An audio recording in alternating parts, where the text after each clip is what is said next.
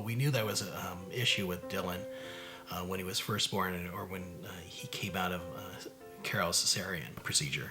He was blue, and a lot of activity was off to the side to work on Dillon.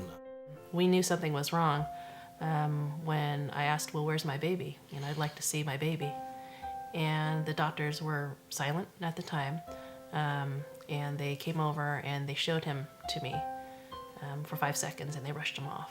When he was born, his hemoglobin was at a 5 level.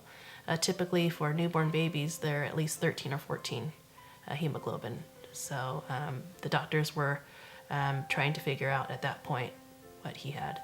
They came in and approached me and told me that he needed immediate blood transfusion and that he needed to stay in the NICU for a certain amount of time until he was stable.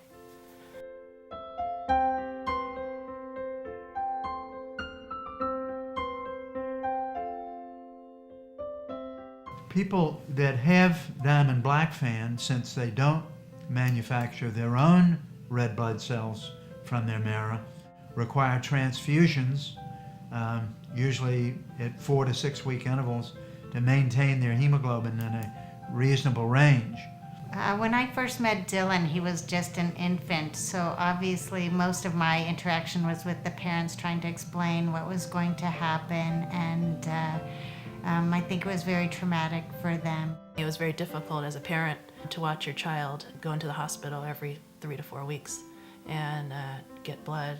The team that supported us at John Muir were magnificent in terms of the excellent care that they provided and doing anything humanly possible that they can provide to make Dillon comfortable, and advising us in terms of what other options are there to deal with his ailment. What we would prefer to do is to find a donor for a bone marrow transplant which would cure the patient of that disease.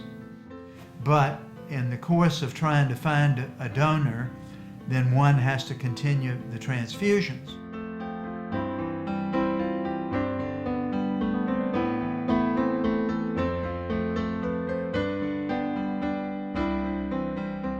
By limiting the number of people that would be donating for him and assuming that Red Cross matched them the best they could for Dillon, it would eliminate the complications that could be experienced down the road if they hadn't limited that population. Dillon needed blood every 4 weeks, and the blood was always available. He really adapted from it being very traumatic for him to it just being part of his normal and part of his routine. I thought that was pretty amazing. Throughout the process, over the last 6 years where he was receiving blood transfusions, he received approximately 80 transfusions during this time period. We calculated almost 6 gallons of blood. We hope Dillon's therapy has been completed at this point, because he was able to receive a bone marrow transplant from a sibling, his brother, who was a perfect match and who did not carry the mutation for diamond blackfan anemia.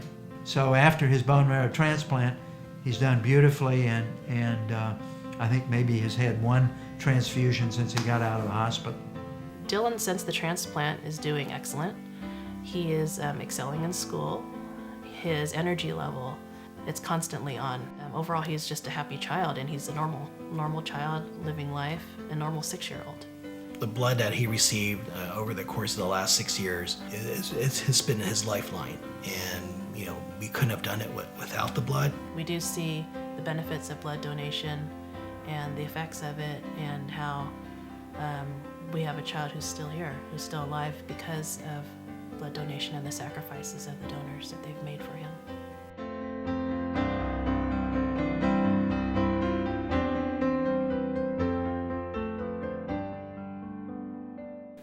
Thank you for my life.